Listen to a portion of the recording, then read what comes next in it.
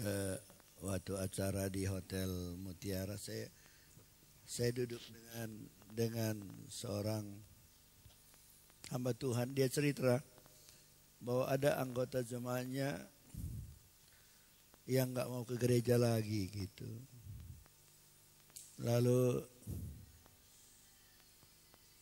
saya tanya kenapa? Karena ada anggota jemaatnya ini udah lama menikah sampai umurnya udah 41 nggak punya anak gitu. Lalu satu waktu istrinya hamil ya, di masa tua mereka.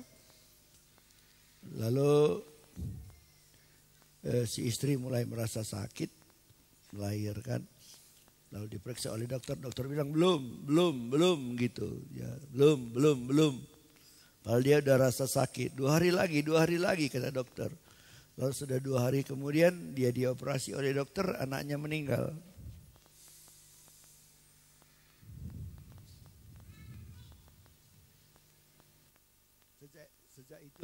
Sejak itu dia nggak mau lagi ibadah ke gereja. Pertanyaan saya, Tuhan baik? Tuhan baik?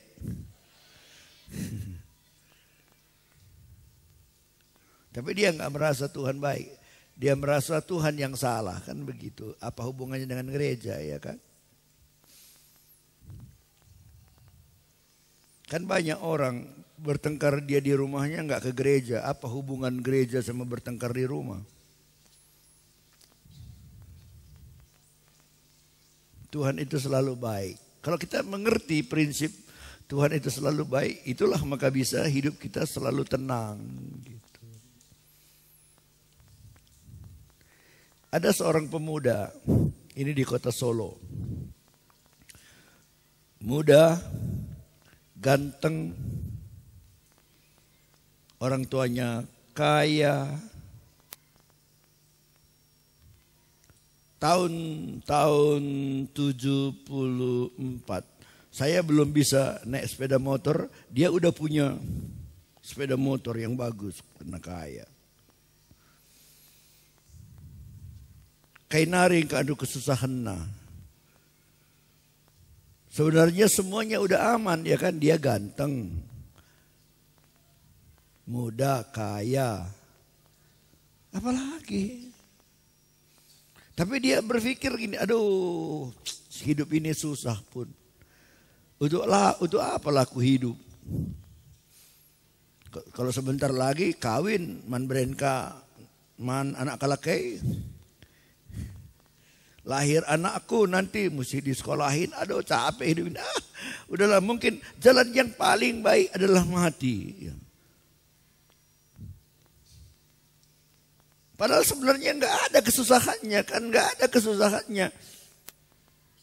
Hanya dia nggak ngerti hidup ini buat apa gitu. Jadi pikirannya cuma satu, yang paling baik mati gitu. Lalu satu hari dia bawa sepeda motornya di tengah kota Solo. Kota Solo itu kota besar tuh. Dia dengan kencang naik sepeda motornya dan dia tabrakkan ke mobil. Bodoh ya, orang kena tabrak biasa ya kan. Tapi kalau nabrakkan dirinya ke mobil supaya mati.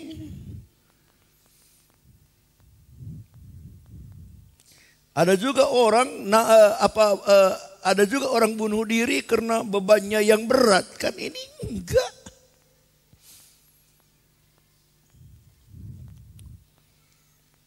Tapi manusia berkehendak, Tuhan yang menentukan.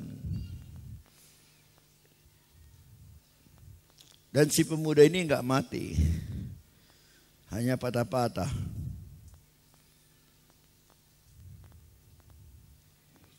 Lalu beberapa bulan kemudian melalui operasi dia sembuh kembali, dia pulang ke rumah.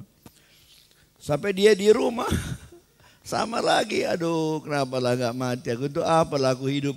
Hidup ini kan susah, ngapain aku hidup. Mati kan udah gak ada urusan apapun lagi katanya. Lalu dia pergi ke kedai, ke toko ya kayak toko Bapak Nasa gitu ya. Dia beli soda api.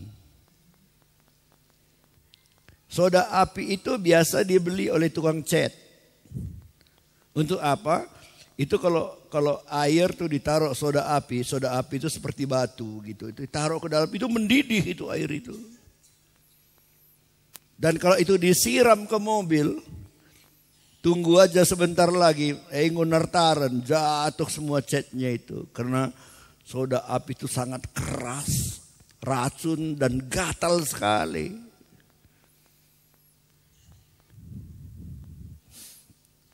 Dia pergi ke toko, dicampurnya lah soda api itu di air, diminumnya.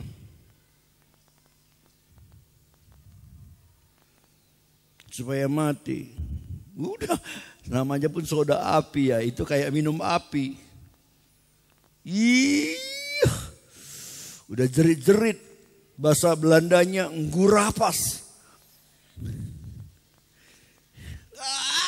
Jerit-jerit dia, pada kamarnya dikunci kan, aduh, ya karena kayak dibakar dari dalam. Datang saudara-saudaranya sama bapaknya, di terjangnya pintu kamarnya, prang, dilihatnya anak itu, orang muda itu lagi menggelepar-gelepar, cepat-cepat dibawa lari ke rumah sakit. Apa yang terjadi? Tidak mati.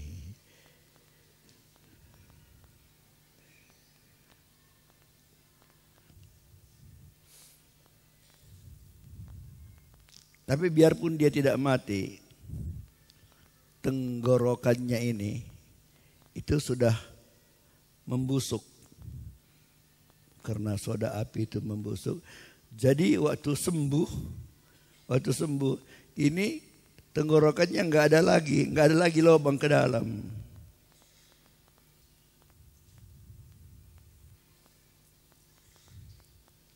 Jadi gimana dia makan?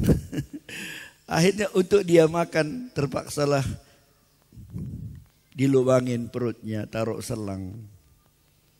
Asal lapar taruhlah dari situ makanan, bubur. Asal lapar taruhlah situ bubur. Dari sini nggak bisa lagi makan apa-apa, udah nggak ada lubangnya.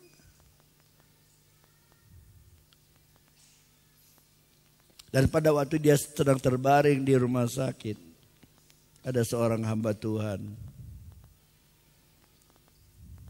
namanya Bambang dari satu gereja di kota Solo. Dia pergi ke rumah sakit,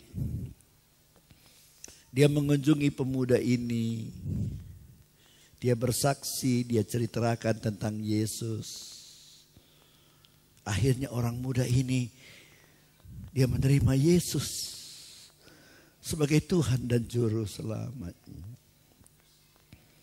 Sejak itu dia mengerti untuk apa dia hidup. Jadi kalau Tuhan masih memberi hidup, karena Tuhan punya rencana, Tuhan punya kehendak. Supaya hidupnya menjadi hormat bagi kemuliaan nama Tuhan. Hidupnya berubah. Dari gelisah yang selalu ingin bunuh diri. Kemudian waktu Yesus masuk di hatinya, sejak itu ada ketenangan, ada kedamaian di hatinya.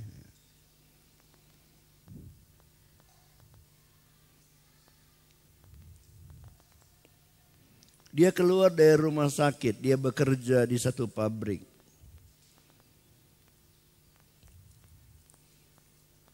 Dan tiap dia kerja harus bawa jerigen isi bubur. Kalau bubur kan sebentar-sebentar lapar kan, sebentar-sebentar lapar. Jadi tiap lapar tuang. Kayak mobil bensinnya dituang ke dalam kan. Ini enggak, bubur. Lapar nanti tuang bubur. Secara fisik dia mengalami penderitaan. Tapi di hatinya menikmati ketenangan karena ada Yesus di sana. Baru beberapa minggu dia bekerja, datang polisi menangkap dia. Dia dibawa ke pengadilan, diadili. Kenapa? Karena kesalahan dia menabrakkan diri ke mobil berapa waktu yang lalu. Dan oleh hakim dia divonis top 3 bulan penjara. Masuk penjara 3 bulan. Untung kepala penjaranya baik gitu. Jadi boleh masak bubur untuk dia. Khusus dikasih makan bubur. Satu hari Minggu dia minta izin kepada kepala penjara. Pak, boleh enggak hari ini aku kebaktian di gereja di luar? Karena selama ini kelakuannya baik, oleh kepala penjara dia diizinkan. Boleh yuk hari ini kamu Minggu boleh keluar sebentar beribadah. Dia pergi beribadah di tempat pendeta yang mengunjungi dia tadi, pendeta Bambang. Dan hari itu di gereja itu yang berkhotbah itu pendeta dari Brastagi.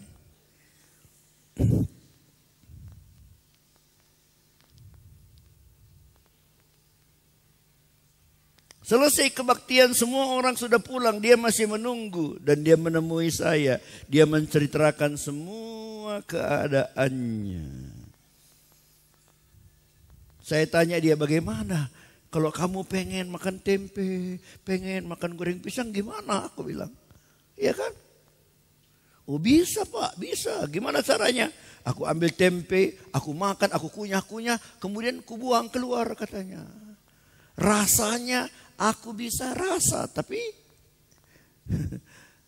nelannya nggak bisa gitu. Jadi kalau aku makan, kalau aku pengen makan goreng pisang juga sama. Aku masukkan di mulutku, kunyah, kemudian aku buang. Lalu aku tanya bagaimana pendapatmu tentang sekarang? Dalam kondisi seperti ini, daripada dulu sebelum engkau mengalami kecelakaan, sebelum engkau sakit, bagaimana keadaanmu, bagaimana komentarmu? Dan dia menjawab, Pak, saya jauh lebih tenang sekarang. Saya jauh lebih suka sekarang.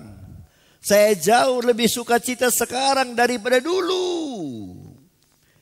Biarpun dulu sehat, sekarang sakit. Dulu bisa makan apa-apa, sekarang gak bisa makan apa-apa. Mungkin umurku pun tak panjang lagi karena hanya makan bubur saja. Tapi sekarang aku merasa tenang.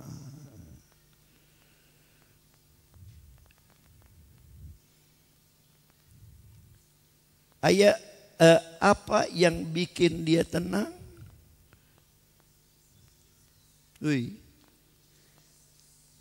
Apa yang bikin dia tenang? Yesus. Ada Yesus di hati Indu? Ada Yesus di hati Indu? Kenapa kamu tidak tenang?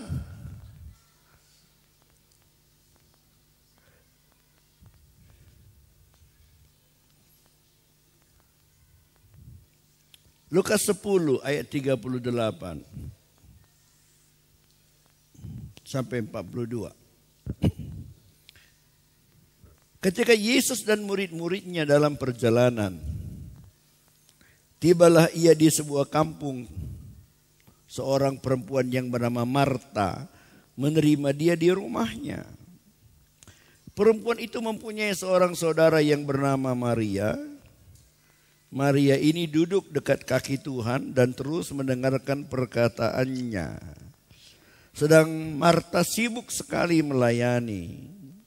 Ia mendekati Yesus dan berkata, Tuhan, tidakkah engkau peduli bahwa saudaraku membiarkan aku melayani seorang diri?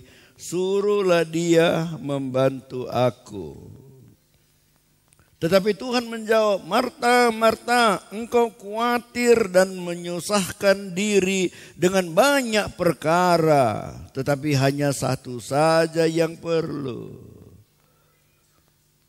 Maria telah memilih bagian yang terbaik yang tidak akan diambil daripadanya. Tetapi hanya satu saja yang perlu. Semua ucapkan, tetapi hanya satu yang perlu. Bilang sebelahnya, cuma satu yang perlu kawan.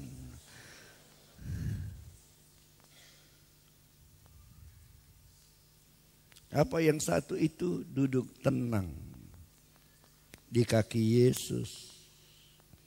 Apakah Marta tidak mengasihi Yesus? Oh, Marta, dia mengasihi Yesus. Dia berusaha melakukan yang sebaik-baiknya untuk Tuhan. Begitu sibuk dia, tapi masalahnya kesibukannya ikut membuat hatinya kacau.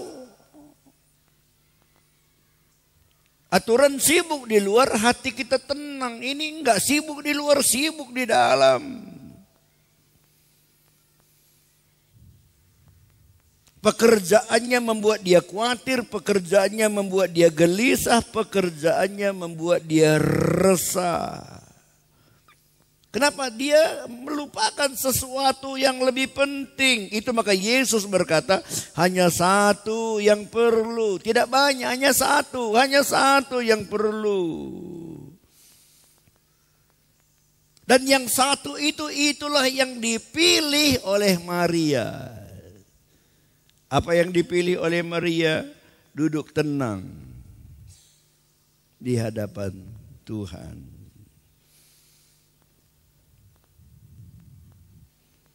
Bilang sama sebelahnya, adik bagai ulal ailane pada kita dahin teman, tenang-tenang saja, tenang-tenang saja.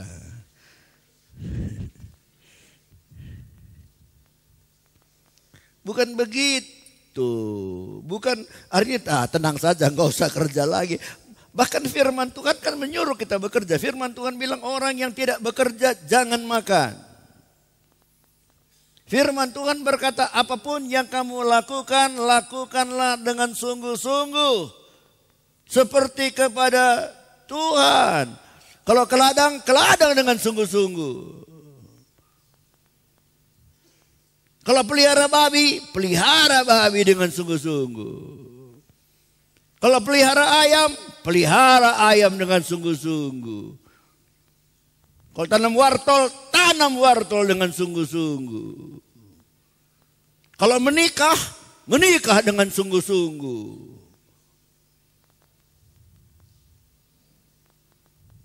Kalau ingin punya anak dengan sungguh-sungguh. Kalau ikut Tuhan dengan sungguh-sungguh. Karena firman Tuhan berkata apapun, semua katakan apapun. Apapun yang kamu lakukan, kerjakan dengan sungguh-sungguh. Tetapi harus juga dijaga, jangan karena banyaknya kesibukan kita, pekerjaan kita, akhirnya kita menjadi tidak tenang.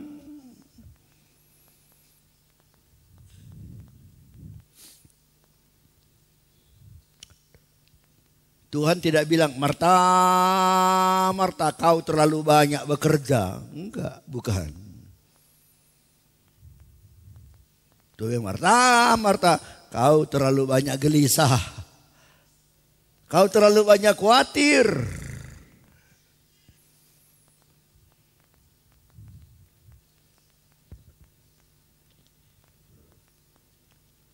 Jadi kesibukan boleh dari pagi sampai malam. Boleh sibuk. Tapi jangan khawatirnya pun dari pagi sampai malam.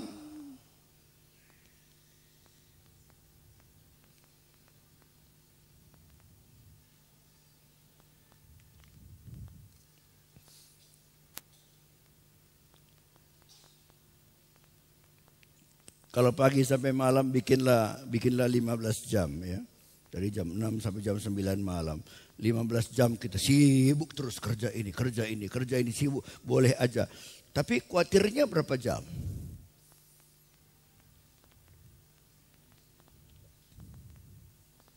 Jangan sibuknya 15 jam, khawatirnya pun 15 jam. Ini kita enggak. Kerjanya 1 hari, khawatirnya 5 hari. 5 hari laginya kan. Gimana lah nanti? Gimana? 5 hari dia enggak tidur. Gara-gara memikirkan yang 1 hari.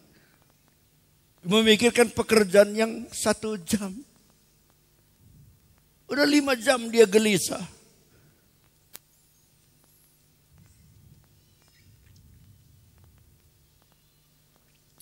Itu maka firman Tuhan katakan, Amsal 4:23, jagalah hatimu.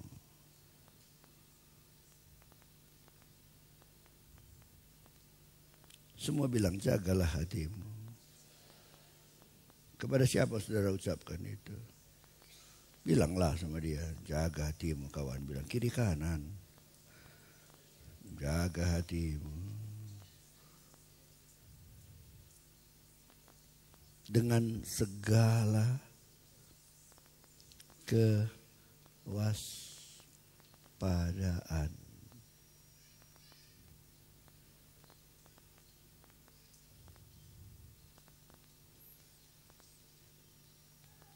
Karena dari situlah terpancar kehidupan situ. Hidupmu enggak ditentukan oleh kantongmu.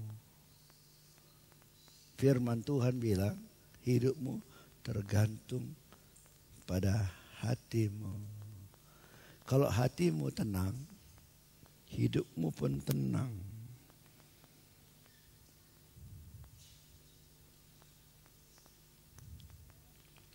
Nah, mungkin Maria itu contoh yang baik kan. Menjaga ketenangan hatinya. Bagaimana dia menjaga ketenangan hatinya? Dengan bersekutu dengan Tuhan.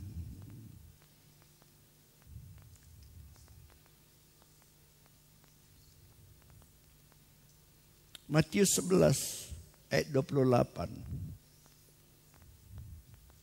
Apa katanya?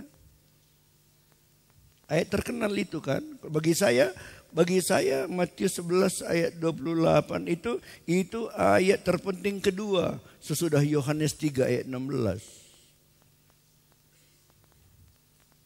Apapun yang kamu nggak tahu, kalaupun banyak ayat nggak ngerti kamu teologi ya, pelajaran ini pelajaran itu nggak tahu.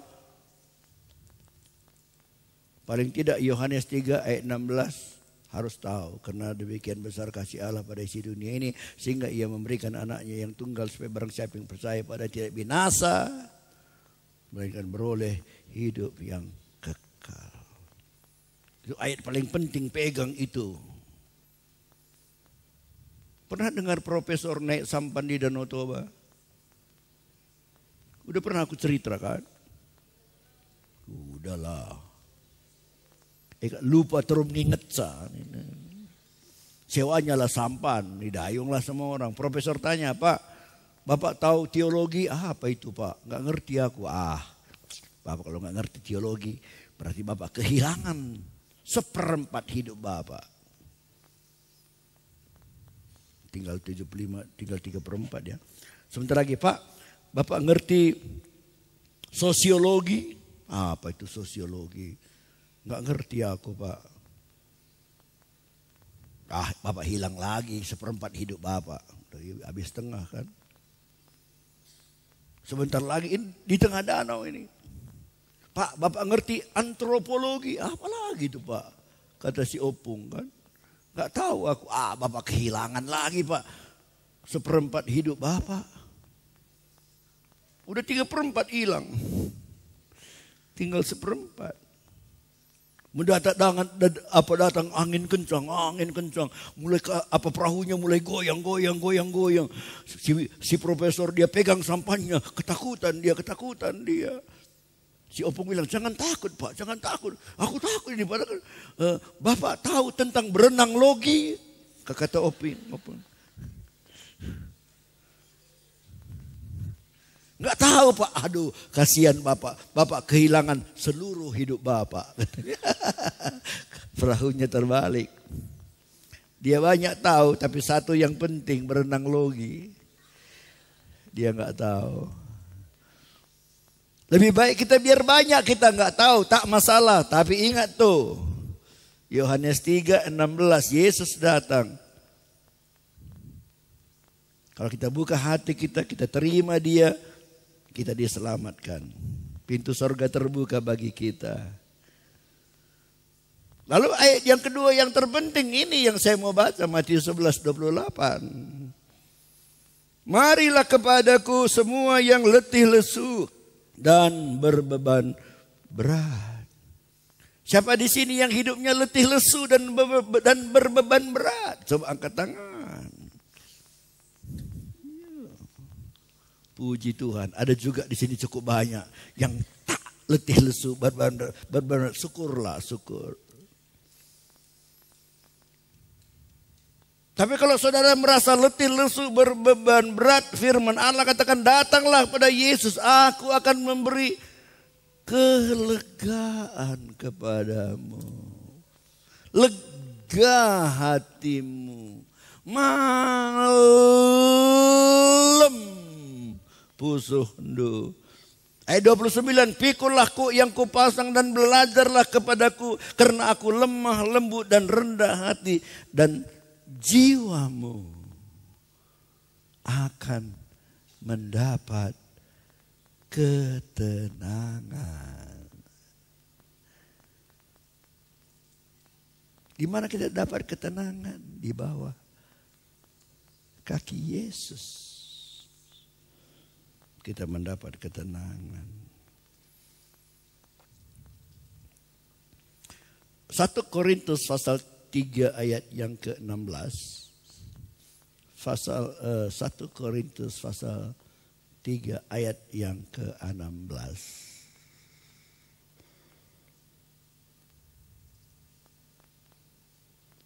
Sama-sama baca. 1, 2, 3. Tidakkah, saya ulang dari awal. 1, 2, 3. Tidak tahukah kamu bahwa kamu adalah bait Allah dan bahwa roh Allah diam di dalam kamu? Coba bilang ini sama sebelahnya coba.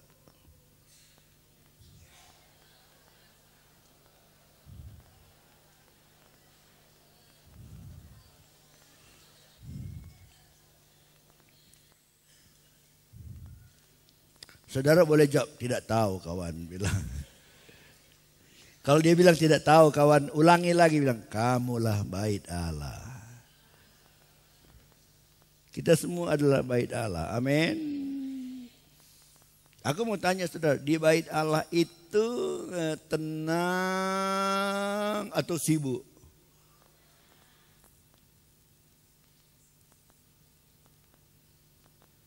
Firman Tuhan bilang orang yang menjawab sebelum berpikir itu kurang ajar.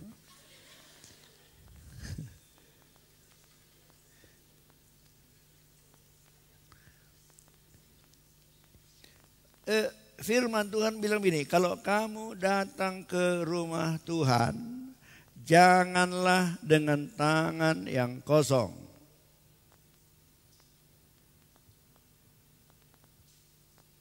Kalau datang ke rumah Tuhan, jangan dengan tangan kosong.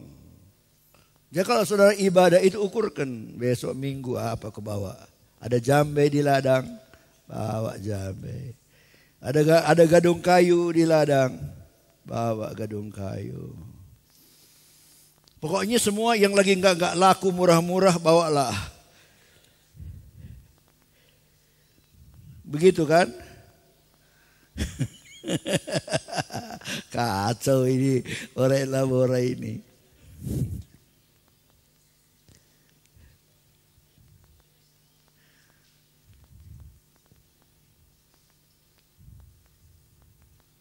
Kalau kita membawa sesuatu pada orang yang kita kasihi, pasti bukan yang gak laku, yang sembarangan. Kalau datang ke rumah Tuhan jangan dengan tangan yang kosong. Artinya harus membawa sesuatu. Dan waktu di zaman Tuhan Yesus hidup itu masih berlaku hukum Taurat. Kalau orang kaya, mereka 3 kali setahun datang dari mana-mana ke Yerusalem, ke Bait Allah. Mereka bawa apa? Kalau kaya bawa lembu. Kalau yang sedang-sedang kayak anggota orang elabora bawa domba, kambing. Kalau yang miskin-miskin bawa merpati. Dan kalau dari mana-mana ribuan lada lembu, kambing, domba, merpati. Aku mau tanya saudara, di rumah Tuhan, di Bait Allah, tenang atau ribut?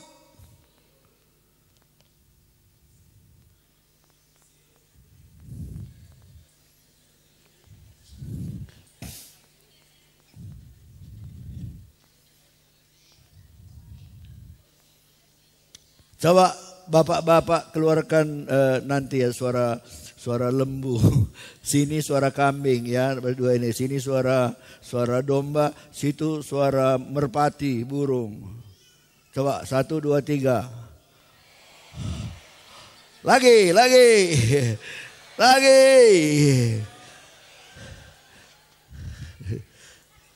Tenang apa ribut? Ribut.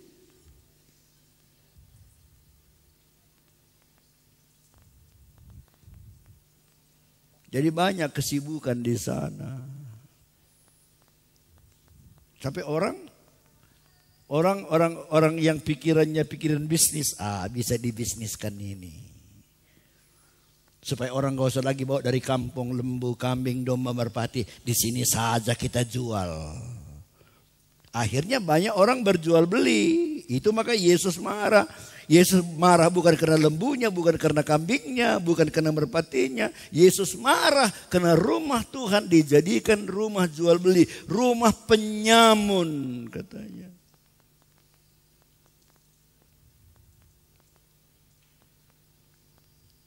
Tapi kalau tidak ada jual beli pun di situ, rumah Tuhan itu ribut karena orang-orang membawa bermacam-macam.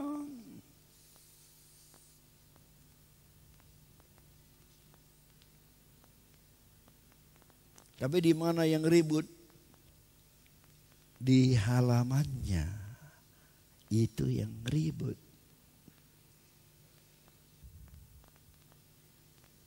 Di tengah-tengah halaman ada satu ruangan.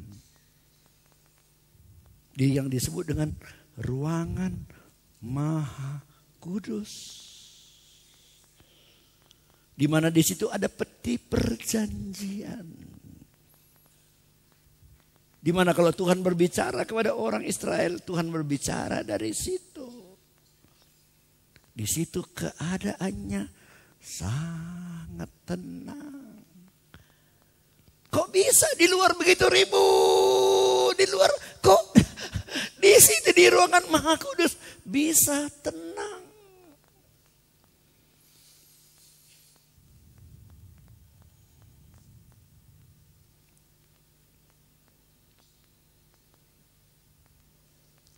Karena ruangan Maha Kudus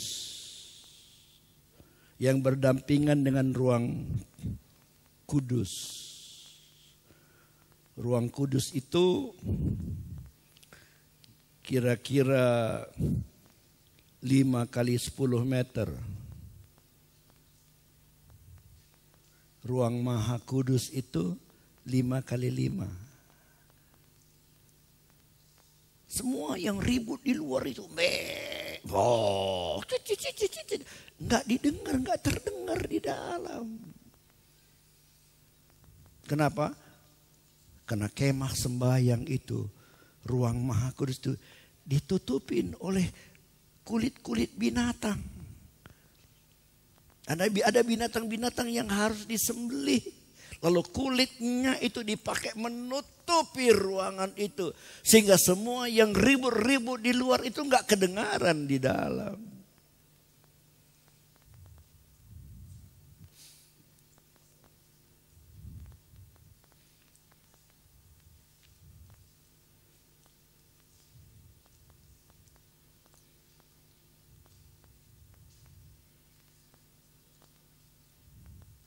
Bisa enggak kita ambil kulit binatang tanpa membunuh dia?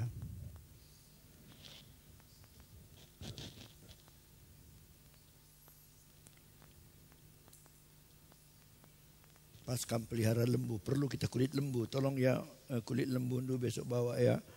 Nggak usah potong lembunya, kulitnya aja gitu. Nggak bisa. Kulit itu harus dibunuh dulu binatangnya. Dan binatang yang dikorbankan itu selalu berbicara tentang korban Kristus di atas kayu salib.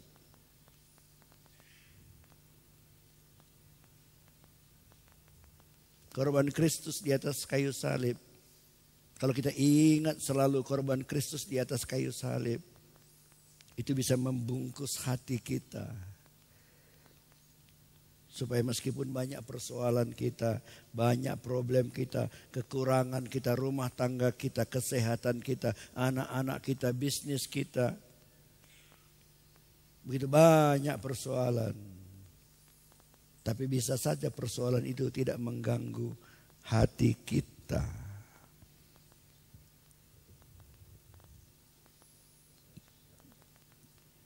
Apa yang bisa membungkus hati kita supaya biarpun banyak masalah, hati kita itu tenang.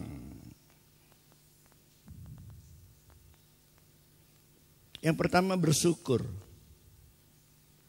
Belajar selalu bersyukur.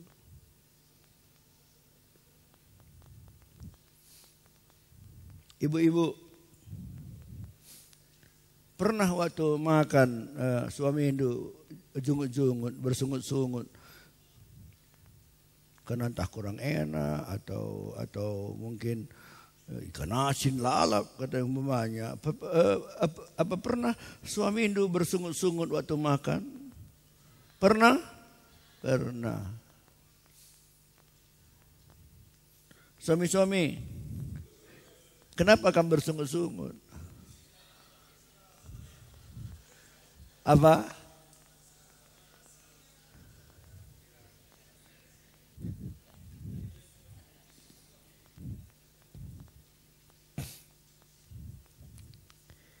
Kuajarin kamu cara berdoa, bersyukur.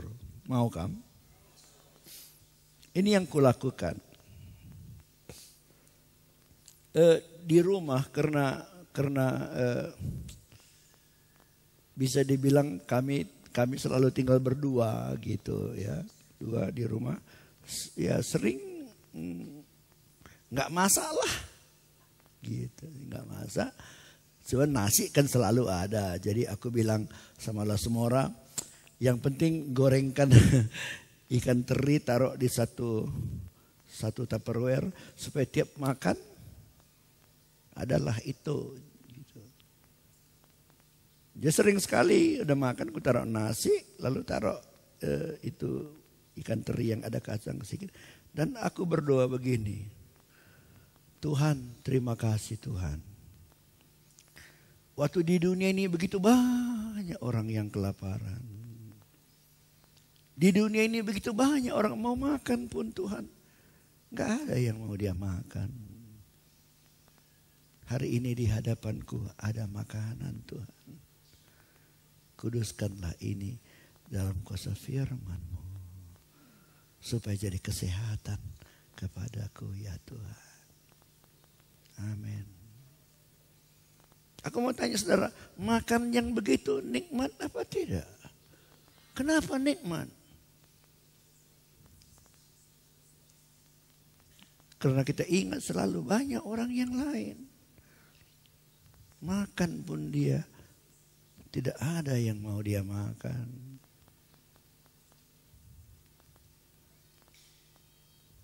Kita masih ada makanan kita. Biarpun beras IR atau Raskin. Tahu kamu Raskin? Raskin kita nih.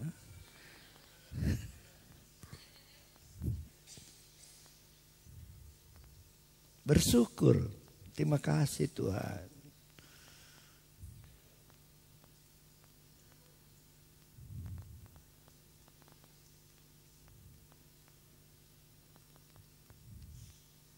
Kemarin siang aku ke Jambur, aku pakai baju batik.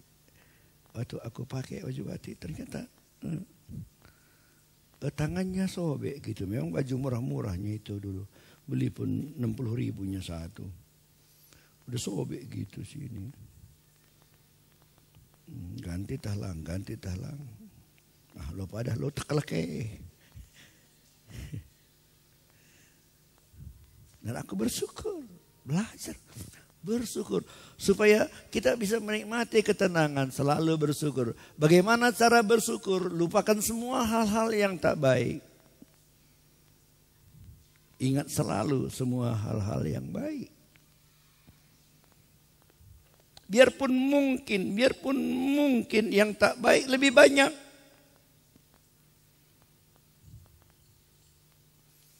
Pernah ada suami istri bertengkar dan mereka putuskan cerai. Lalu aku datang, oke, ayo.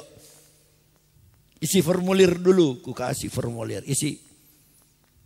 Sebutkan hal-hal yang tidak kamu sukai pada pasanganmu.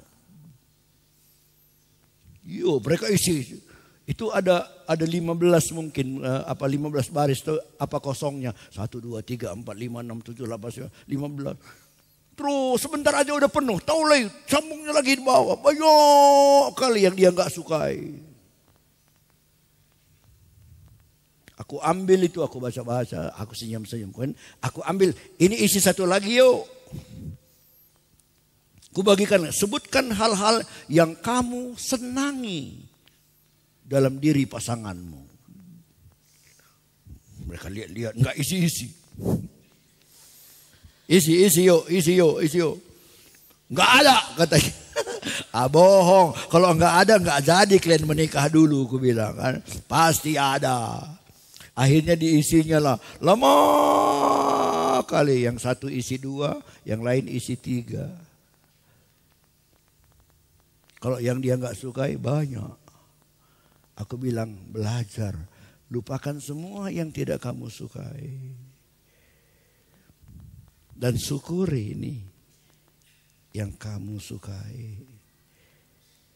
Belajar bersyukur. Orang yang selalu tak bersyukur, itu biasanya orang yang selalu bersungut-sungut.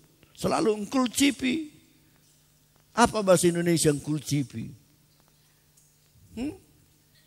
Nah itulah lebih hebatnya bahasa Karo, ya kan. Itu maka di surga nanti bahasanya bahasa Karo. Gak ada bahasa Indonesia yang engkul cipi. Sari tang-tang, kai bahasa Indonesia. No, sari tang-tang. Gak ada bahasa Indonesia. Ya.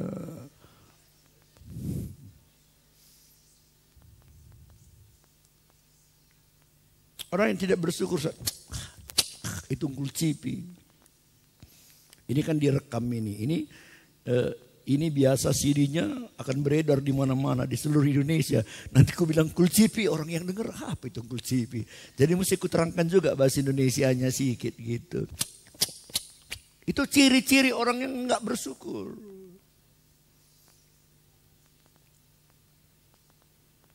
Berapa kali kamu sudah kulcipi hari ini? 1000 kali. Oh, banyak kali lah itu kan.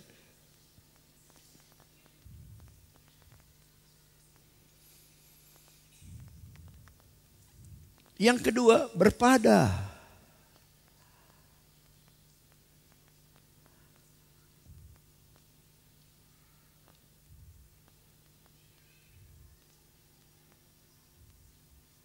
Berpada itu bahasa Karonya agak sulit juga. Bias.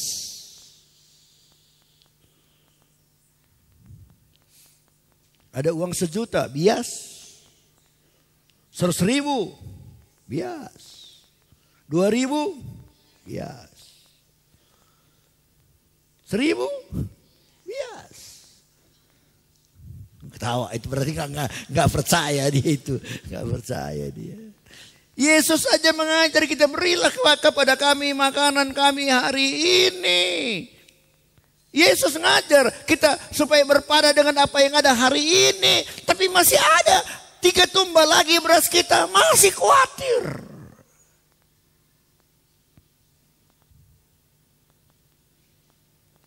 Siapa kamu yang di rumah Anda masih ada beras 2 tumba? Coba angkat tangan. Tinggi-tinggi. Kan masih khawatir kamu. Nah itu firman Tuhan bilang hari ini 2 tumba 4 hari lagi pun cukup.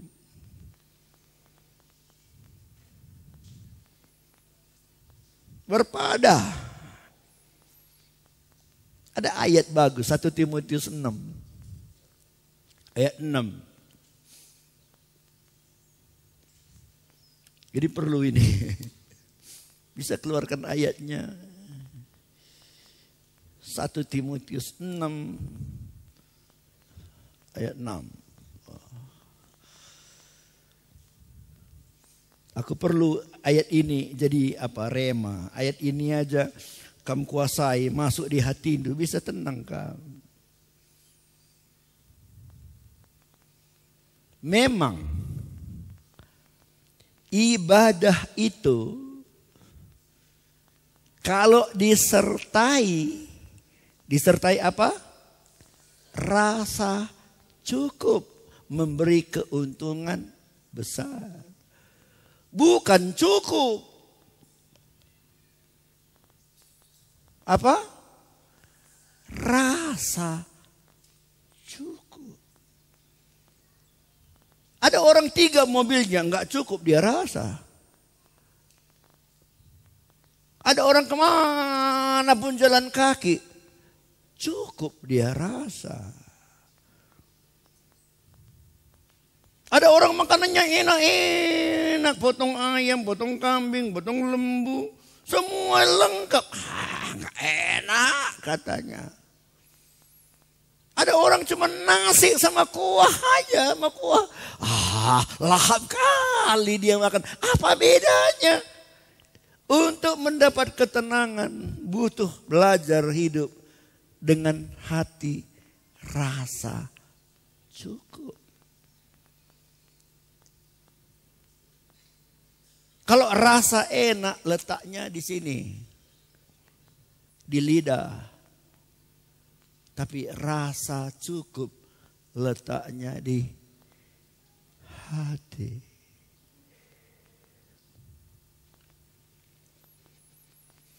Ayat 7. Sebab kita tidak membawa sesuatu apa ke dalam dunia. Dan kita pun tidak dapat membawa apa-apa keluar. Datang ke dunia nggak bawa apa-apa. Nanti keluar dari dunia pun nggak bawa apa-apa. Yakinlah ibu bapak, yakinlah. Kalaupun sekarang kamu pakai kalung, dibuka anak andu nanti kalung itu. Kalaupun sekarang kamu pakai cincin, dibuka anak andu nanti cincin itu. Kalau biarpun sekarang ada mobil do, percayalah ban serap mobil do pun nggak diikut nanti dikuburkan anak do.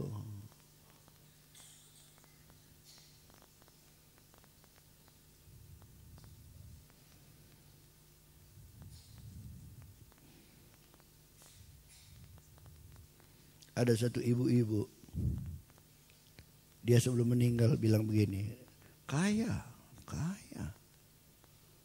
Uangnya banyak. Miliar. Dia bilang, aku nanti kalau mati aku dikuburkan aku di Tanjung Merawa, di Taman Eden. Ada satu perkuburan di sana namanya Taman Eden, bagus itu. Sana aku kuburkan. Sesudah dia mati, apa kata anaknya?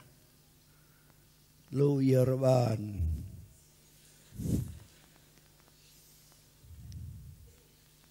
Anaknya bilang bukan dia yang menentukan, kita yang menentukan. Dikuburkan di sini dekat Gunung Baru situ, satu kampung di situ. Di situ dikuburkan. Dengar, kita datang nggak bawa apa-apa. Tapi nggak tahu aku apa karena di Orai Labora ini sering ada mujizat. Ada enggak dulu waktu anak dulu lahir di jari-jarinya ada cincin.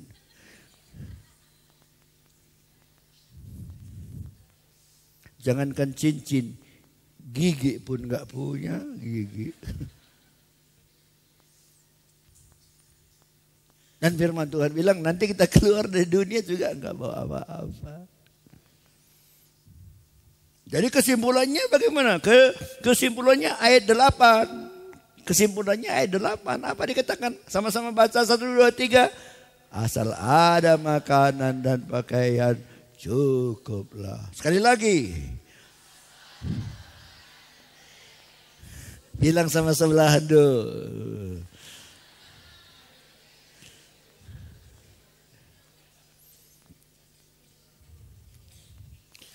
Ayat ini jangan ditambah-tambah ya. Jangan bilang asal ada makanan 3 tahun dan pakaian yang baru-baru cukuplah. Enggak gitu.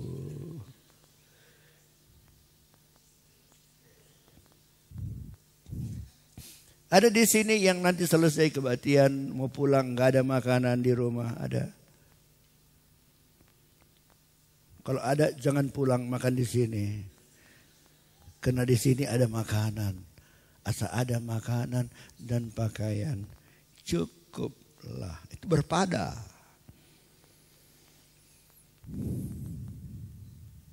Apalagi itu yang membungkus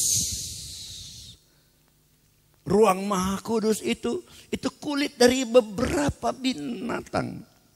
Dan aku berpikir beberapa binatang itu gambaran bersyukur, gambaran berpada, apalagi beriman.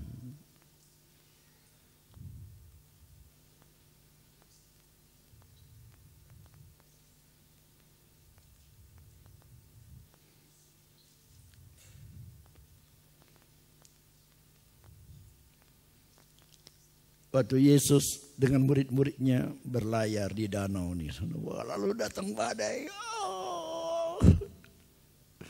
Murid-muridnya nadai. Wah, mati kita. Yesus di mana waktu itu? Tidur. Mereka bangun, Yesus. Nggak khawatir kau, mati kita semua nanti. Mati kita. Lalu Yesus, apa Yesus bilang? Di manakah imanmu?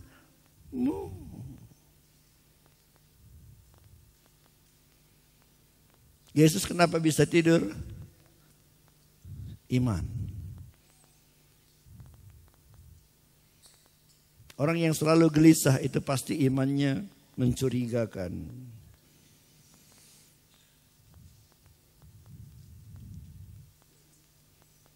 Yohanes 14 ayat 1. Yohanes 14 ayat 1.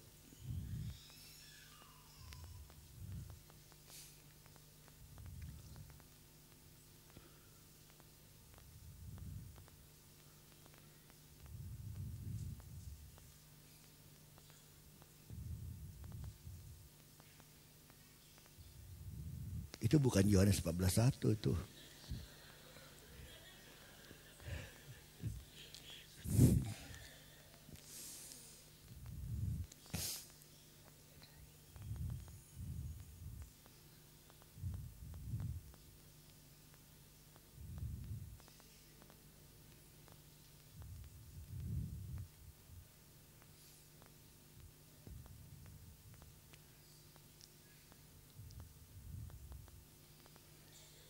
Janganlah gelisah hati. Kalau kita bilang sama kawan, jangan gelisah, gampang aja kamu ngomong saja. Enggak kamu merasakan seperti apa yang aku rasakan, ya kan gitu. Ngomong aja. Tapi ini bukan kita yang ngomong, firman Tuhan yang ngomong. Percaya, janganlah gelisah hatimu. Kok bisa? Gimana caranya? Caranya percayalah kepada Allah. Percayalah juga kepadaku.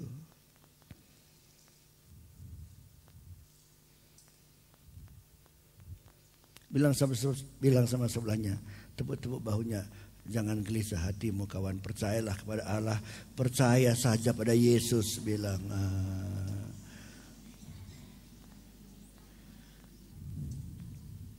Bilang sebelahnya, lihat kari malam na teman. Bilang,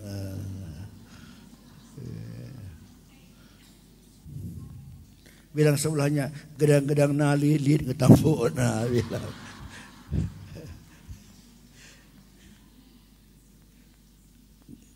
Sepanjang-panjang tali pasti ada ujungnya.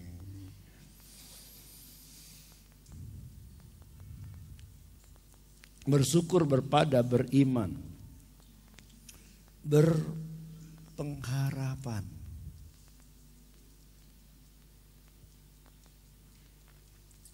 Jangan bilang bahwa saya juga nggak punya kegelisahan, kekhawatiran. Tapi selalu pengharapan itu mengalahkan segala kekhawatiran.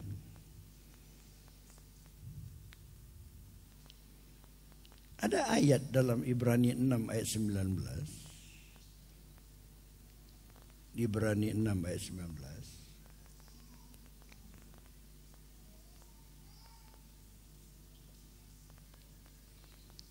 Pengharapan itu adalah sauh yang kuat dan aman bagi jiwa kita yang telah dilabuhkan sampai ke belakang tabir.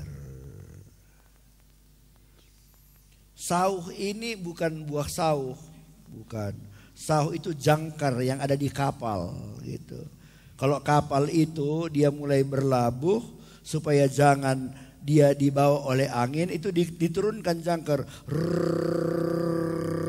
Lalu kalau jangkar itu sudah sampai di dasar laut, maka biarpun angin keras, kapal itu tidak akan dibawa pergi. Kenapa? Karena ada jangkar. Jangkar hati kita adalah pengharapan. Kalau kita lihat kapal, kita nampak jangkarnya? Enggak nampak. Di mana jangkarnya? Jauh. Di dasar laut. Itu yang dikatakan oleh ayat itu, yang tertanam jauh di belakang tabir. Tabir ini memisahkan ruang kudus dan ruang maha kudus. Waktu Yesus mati, tabir itu kan sobek, ya kan? Itu berbicara tentang surga, tentang Tuhan. Pengharapan kita jauh ke dalam, ke yang tak kelihatan. Tuhan tak kelihatan sekarang. Nanti kita berhadapan muka dengan Tuhan, sekarang tak kelihatan. Tapi kita bisa rasakan.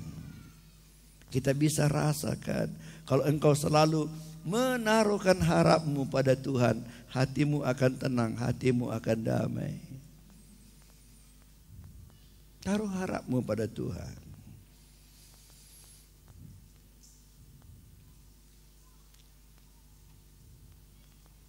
Petrus ditangkap Herodes.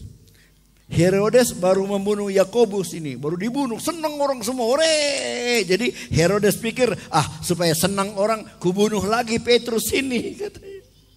Ditangkapnya Petrus, masukkannya di penjara, dicatat di Alkitab, Petrus itu dirantai, bukan tarigan. Dirantai, kemana dirantai? Kalau Paulus kan dirantai ke dinding, ke tembok, dipasung. Ini Petrus itu dirantai kepada pengawal. Jadi ada yang mengawal dia, itu rantainya supaya apa? Supaya nggak bisa lari.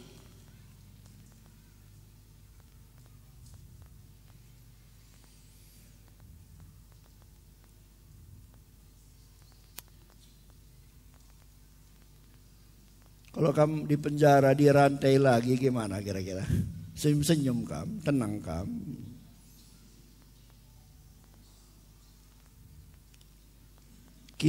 Di kisah Rasul 12 ayat 6 itu ditulis begini.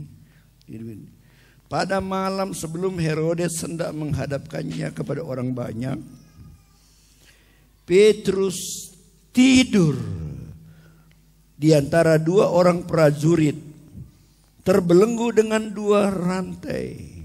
Selain itu prajurit-prajurit pengawal sedang berkawal di muka pintu. Ngapain Petrus? Tidur.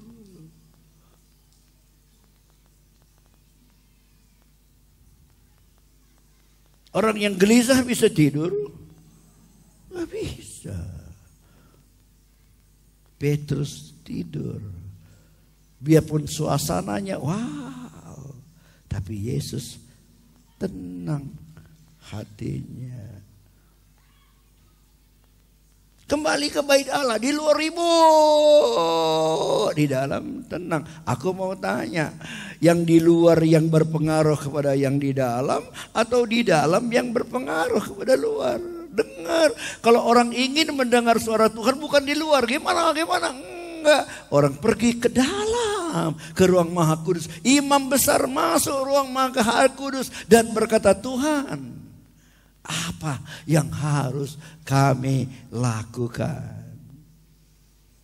Lalu Tuhan memberi firman, lalu imam besar keluar dan beritahu, Tuhan berkata begini. Berarti hidup orang Israel ditentukan oleh di ruangan Maha Kudus yang tenang itu. Dengar saudara, hidupmu tidak ditentukan oleh hal-hal sekeliling kita yang menggelisahkan. Tidak, hidupmu ditentukan oleh jauh di lubuk hatimu. Kalau di situ ada ketenangan.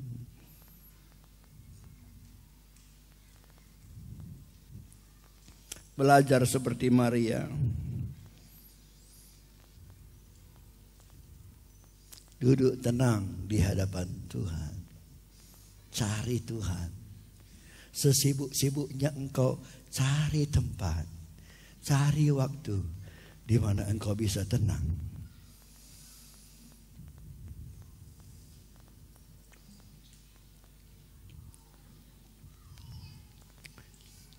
Pernah lihat laut? Pernah lihat laut? Tenang atau berombak? Wow, berombak. Di mananya yang berombak? Di mana berombak? Gak dengar aku. Kalau kita berenang, kita menyelam ke dalam. Di dalam ada ombak? Tidak ada. Yang ada ombak di permukaan, di atas. Oh, silakan, dalam hidup kita banyak ombak, banyak persoalan. Saudara, di luar pintu sana udah nunggu persoalan. Di simpang kaban sana udah nunggu persoalan. Di rumah udah nunggu persoalan. Besok di 3 kamu udah ada persoalan, udah nunggu persoalan. Anak di tengah hidup anak-anak udah nunggu persoalan. Tapi persoalan biarlah dia di atas, tapi jauh